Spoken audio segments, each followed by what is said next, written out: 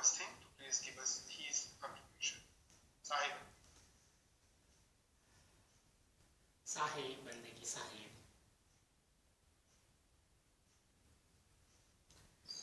साहिब जी video और audio ठीक है?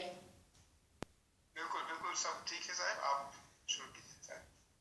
यस्यानंद तरंग शीकर समा स्वादेन देवा समे आनंदाब्धि विगाहनं विदधते लोकाश्च मोदान्विताः सत्ये सहसै सद्गुरुर्विजयते कारुण्यलीलाधरो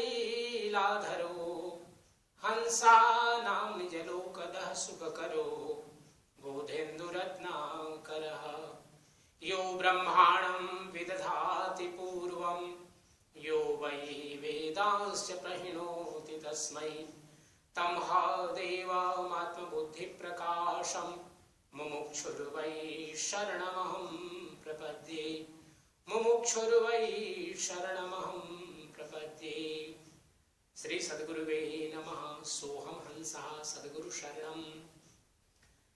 हमारे इस सत्संग में जुड़े हुए सभी परम श्रद्धेय परम आदरणीय महान साहिबों, भक्तों, सज्जन, देवियों, सज्जनों सभी को सादर मॉरिशस के हमारे सभी महान साहिबों और भक्तों की ओर से साहिब बंदगी साहिब बंदगी साहिब बंदगी। हम सब लोगों के लिए बहुत गौरव की बात है कि ये सत्संग का कार्यक्रम निरंतर अनवरत बिना किसी रुकावट के हमारे परम आदरणीय महान श्री जय साहिब जी के माध्यम से, परमहंस साहिब के माध्यम से निरंतर चल रहा है और हम सब लोग इस सत्संग रूपी गंगा में आनंद ले रहे हैं। मेरा सौभाग्य समय समय पर मैं भी इस कार्यक्रम में भाग ले पाता हूँ। आज का बहुत ही सुंदर विषय कल्पना, इमेजिनेशन। हम सब लोग जानते हैं अगर कल्पना ना हो तो जीवन में आगे नहीं बढ़ सकते। ये हमारी जीवन की ऐसी स्थिति है जिससे हम सब लोग गुजरते हैं। अगर मैं अपने आप के जीवन के लिए स्मरण करूं कि बाल्यावस्था में एक छोटे से गांव छत्तीसगढ़ का बड़े रवेली, उस समय जिला बिलासपुर, तो मैं सोच भी नहीं सकता था कि एक दिन मैं मॉरिशस आऊँगा। सर्वप्रथम मैं 1972 में खरसिया गया। उसके बाद 1973 में कुदुरमाल जो मुक्तामणि नाम साहिब की समाधि है वहाँ पर, तो वहाँ पर मैं बहुत छोटा था, कक्षा 3 की पढ़ाई मैंने वहाँ पूरी की। तब भी मैंने नहीं सोचा था कि इसके बाद की आगे की यात्रा क्या होगी। तो वहाँ से हमारे पूज्य गुरुदेव सदगुरु श्री किशोरदास जी महाराज, उन्होंने मुझे लेकर के काशी आए और काशी से फिर मेरी यात्रा चली। मैं सोच नहीं सकता था, कल्पना भी शायद नहीं कर सकता था कि वहाँ रह करके फिर मैं 74 से 1974 टू 1999 तक वहाँ पर मैं आचार्य MA LLB की डिग्री प्राप्त कर पाया। और फिर 1999 में मैं यहाँ पर मॉरिशस आया और आप सब लोगों से मिलने की भी शायद मैं जीवन में कल्पना नहीं कर सकता था। तो जीवन में हम कल्पना करते हैं तो कल्पना का उद्देश्य क्या होना चाहिए, ये महत्वपूर्ण है। क्योंकि कल्पना हम सब लोग करते हैं और कल्पना मन का एक भाव है। क्योंकि मन के भाव हमारे बराबर चलते रहते हैं। सदगुरु कबीर साहब ने एक भजन बहुत सुंदर गाया है, मन की तरंग मार लो बस हो गया भजन। क्योंकि मन, बुद्धि और विवेक मनुष्य को ये विशेष रूप से प्राप्त हुए हैं कि हम मन का उपयोग किस प्रकार से करें। कल्पना क्योंकि मन का एक रूप है, तो ये कल्पना हमारी अभी बहुत सुंदर व्याख्या कर रहे थे हमारे आदरणीय महान साहिब की। नींद में जो हम स्वप्न देखते हैं वो भी एक मन का ही भाव है और उसमें भी अनेक प्रकार के हम लोग स्वप्न में देखते हैं कि कभी हम राजा बन गए हैं, कभी रंक बन गए हैं और कभी कभी हम मृत्यु को प्राप्त हो रहे हैं। हम शायद हमारे अगर कोई डर है तो हमें लगता है कि कोई आकर के हमें मार रहा है। और कभी कभी अगर मन हमारा सात्विक भाव से अगर गुजर रहा है तो हम सत्यलोक का भी दर्शन कर पाते हैं। क्योंकि हम सत्यलोक के बारे में गुरुजनों से सुनते हैं और ग्रंथों में पढ़ते भी हैं। तो ये सारी चीजें जो हमारे मन में आती हैं कल्पना के रूप में, तो ये हमारे मन के विचारों का एक प्रकार से दर्पण है। क्योंकि मन तोरा दर्पण कहलाए। एक भजन में गाया भी गया है कि हमारा मन एक प्रकार का दर्पण है, जो हम मन में विचार करते हैं वो हमारे कल्पना में वो बातें आती हैं, दृश्य के रूप में, विचारों के रूप में। तो ये एक प्रकार से कल्पना शुभ भी हो सकते हैं और अशुभ भी हो सकते हैं। तो सदगुरु कबीर साहब ने ये दोनों भावों को, अर्थात शुभ अशुभ दोनों भावों को मन के साथ जोड़ा। मन जब हमारा असात्विक वृत्ति अर्थात तामसी वृत्ति और राजसी वृत्ति की ओर प्रवृत्त होता है तो हमारे मन की कल्पनाएं अशुभ होती हैं। लेकिन जब यही मन सात्विक रूप में होता है, जैसे भी हम सत्संग में बैठे हैं, सत्संग का कार्यक्रम श्रवण कर रहे हैं और एक दूसरे को देख रहे हैं, संतों को, साधुओं को, तो हमारा मन अभी जो भी कल्पना कर रहा है बड़ा सात्विक और बहुत ही सुंदर कर रहा है, जो हमारे जीवन के लिए शुभ और कल्याणकारी है और मंगलकारी है। सदगुरु कबीर साहब ने एक बहुत सुंदर भजन गाया और उसकी हम चर्चा करेंगे। लेकिन इसके पूर्व जीवन में हम सब लोग कल्पना करते हैं कि हमारा जीवन अच्छा हो, हमारे परिवार अच्छा हो, हमारा समाज अच्छा हो, देश अच्छा हो, विश्व के लिए, कल्याण के लिए भी हम कामना करते हैं। और ये सारी कल्पनाएं हमारे लिए, क्योंकि हम लोग संत परंपरा में हैं, साधु परंपरा में हैं, तो हमारा कर्तव्य होता है कि हम अपने अंदर किसी भी दूसरे के लिए अशुभ कल्पना न करें, अशुभ विचार न करें। ये हमारे लिए बार बार सोचने और चिंतन करने की, आत्मचिंतन करने की बात है। जैसे कि हमने कहा, मन की तरंग मार लो बस हो गया भजन। इसमें तीन चीजें हमारे जीवन में बात आती है, मन है, वचन है और कर्म है। कि हम मन में पहले विचार करते हैं, वाणी के माध्यम से उसका हम प्रस्तुति करते हैं, किसी के सामने इसको रखते हैं कि जो हमारे मन में विचार आ रहे हैं क्या वो ठीक है, क्या हम उसको एक कार्य रूप में परिणत कर सकते हैं। तब हम अपने उसके लिए एक्शन करते हैं, अर्थात उसके लिए योजना बनाते हैं और उस कार्य को आगे बढ़ाते हैं।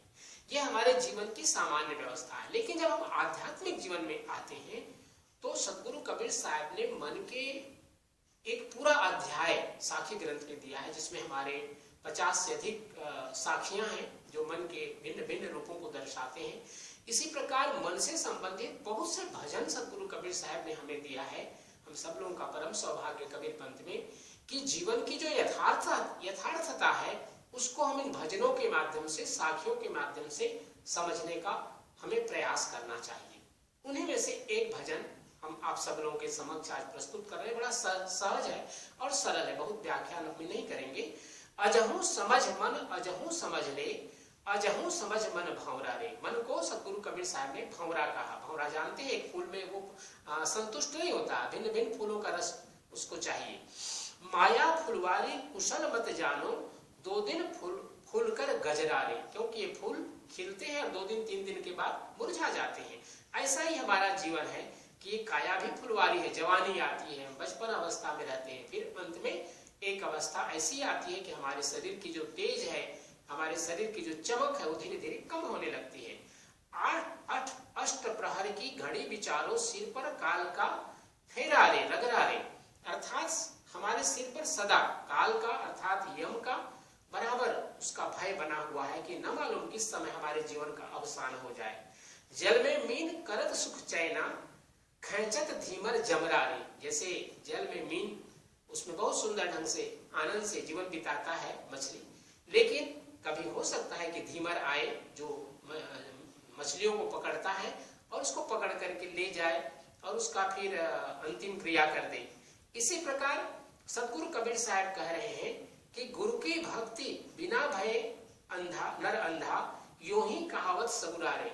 अगर हमने गुरु की बातों को केवल सुना लेकिन जीवन में धारण नहीं किया तो हम गुरु भक्त नहीं कहला सकते हैं, सगुरा नहीं कहला सकते।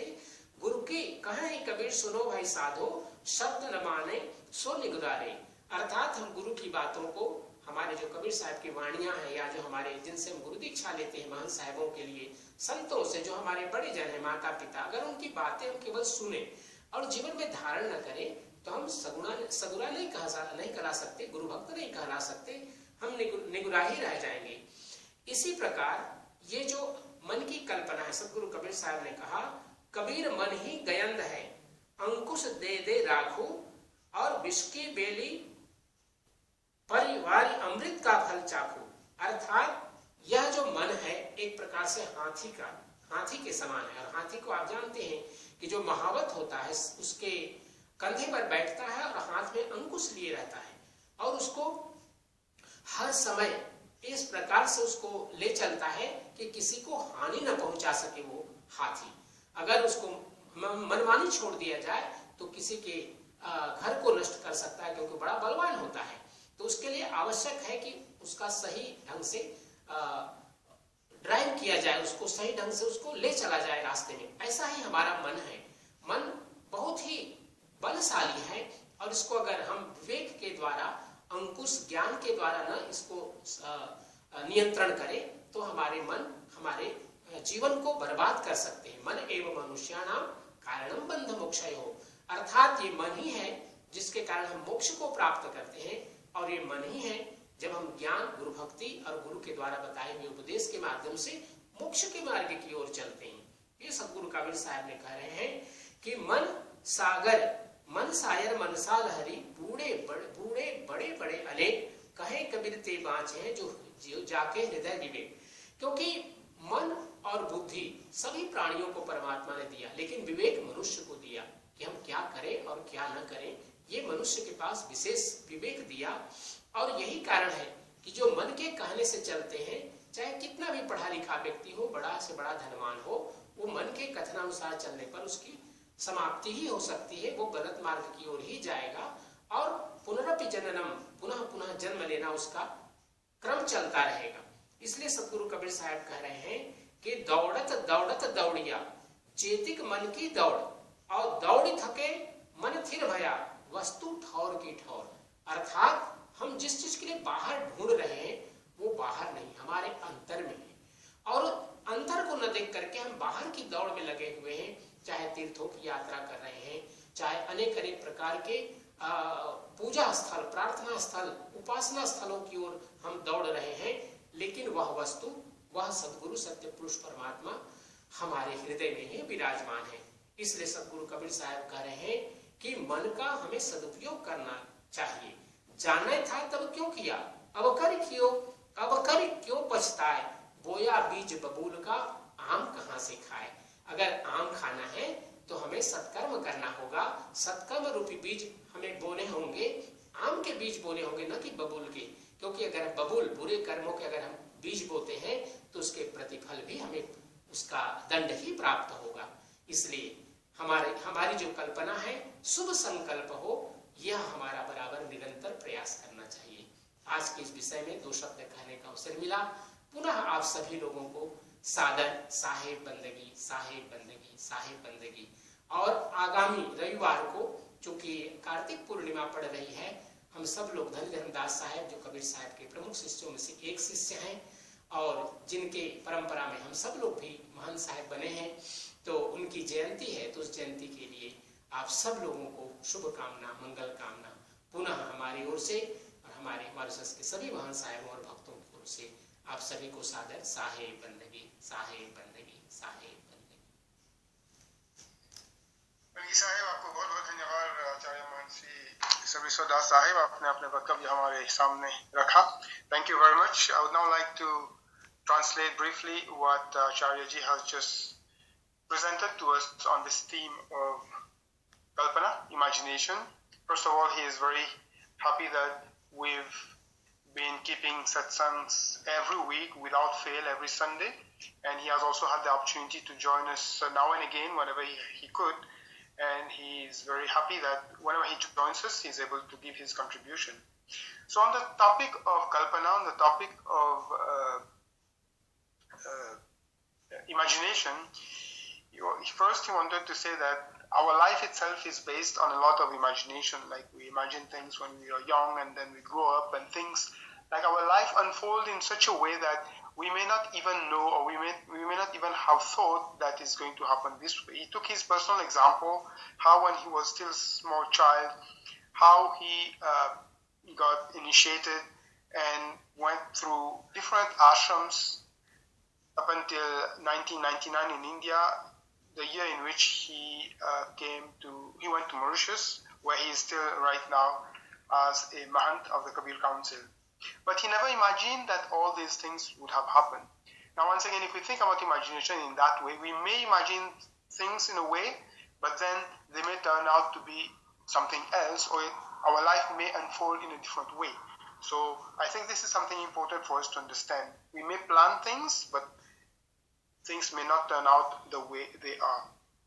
Now, he also talked about how man buddhi vivek, which is our mind, our intelligence, and our intellect, are part of like every human being, and how do we use our mind is very important, is what's going to determine how we will live our life. So he also took the example of how even in our sleep, like in the sleep state, our mind is still active, it's still working, and in our sleep or in our dreams, we may be dreaming that we are a king or a beggar, or we may even be dreaming that we are dying, or we may also be scared in our dreams, but none of those are true events that are happening in our life, but still our mind is imagining all those things. In the same way, depending on which company we keep, we may also have a pure mind, and in that way, when we dream, we may be dreaming of, Satyalok, the eternal abode, or we may be dreaming of good things. Now, our mind is like a mirror of who we are. Like whatever things we are doing, our mind is going to reflect it to us in that way. So having an impure mind will lead us to have wicked thoughts. Having a pure mind, we will have thoughts, we'll be thinking about things which are beneficial to ourselves and to other people. So in life, if somebody has a pure mind, he will always want to plan to do things for the betterment of everyone, for the welfare of everyone, and would not want to do anything bad to any harm or hurt anyone. Now there's a bhajan which Acharyaji wanted to present to us, where Sadhguru Kabir Sahib tells us that because the mind is quite unstable, we have to be able to keep it under control in such a way that we use it for the purpose for which we have been given, we have been bestowed, we have been graced with the mind. So this bhajan talks about how we are living like in a garden, just like the bee. The bee moves from one flower to the other and is not steady, it's not in one place all the time, it's always moving here and there. So our mind is also like that.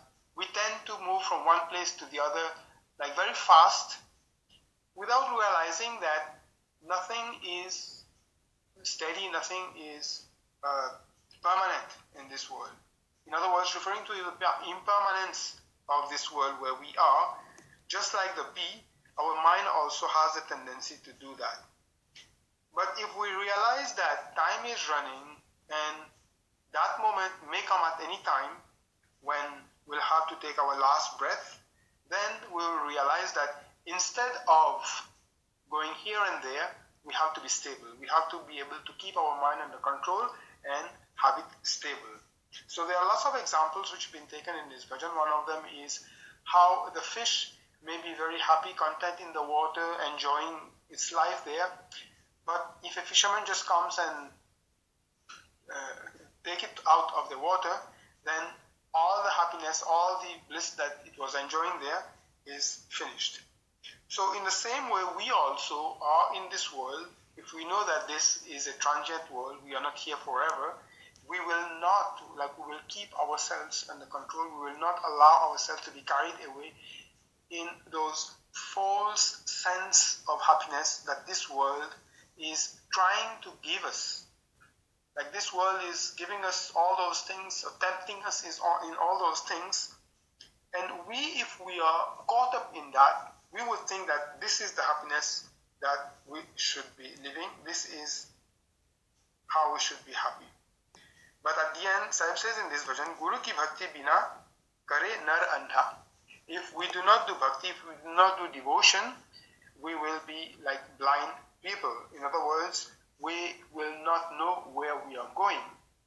And if we know where we are going, then we will embark on that path, which will not, like the bee going from one flower to the other, trying to make the most of this flower, that flower. We will not be doing that. We will not just be allowing ourselves to be carried away in the world, just like the fish is enjoying the water, thinking that we are having all kinds of joys and pleasures in this world, and this is going to last forever. We will not be thinking that way. The mind also has been compared to the elephant. If the elephant driver, who we call the mahout, if the mahout does not keep the elephant under control by using its goad, ankush, then the elephant may go hither-thither, and that's what we do not want. In the same way, we should not be allowing our mind to go out of control. The mind has also been compared as the ocean, which has lots of ripples, and if it is in that state of kind of disturbed state, we will not be able to focus ourselves. And the other example which Acharya also has given us here is that the mind has a tendency to run after each and every other object that the mind may be drawn to. And that towards which the mind is trying to carry us away, thinking that that's where we are going, in that object, in that thing, we are going to find happiness. At the end, it comes back to us. Like we come back, our mind after running after all those things, come back, realizing that there was no happiness in that. Or if there was, it was just ephemeral. It was not kind of lasting happiness. So Sahib tells us that happiness that we are searching, or we try to search outside, is not outside. It's already within us, and it's fixed. It's there. It's not moving, but the mind is moving. That source of bliss is fixed in us. And if our mind was focused in there, it would not be running here and there. So good use of those faculties that we have been given is what we have to know of, and we have to apply ourselves to. Sahib tells us that what's the use of having Guru Diksha or having teachings from the Guru but not applying them in our life? What's the purpose of that? So that's why Sahib says that if we are doing good deeds, if we are applying those teachings that have been imparted to us, then there's no reason we will not be like where we should be, go where we should be going. But once again, only if we are able to keep our mind under control, only if we are able to focus ourselves instead of allowing ourselves to be carried away in this world, which is not real. So we thank Acharyaji very much. In the end, he also reminded us that the next Purnima, which we call Kartik Purnima, is also held to commemorate the anniversary of Dhani Dharmadas Sahib, whom we all know was the prime disciple of Sadhguru Kabir Sahib. So he wished all of us here Satsangis in this Satsang a happy Kartik Purnima, which is coming up next week, the 26th of November. Sorry. And as we celebrate the anniversary of Dhani Dharmadas Sahib. So once again, thank you very much, Acharyaji. I would now like to pass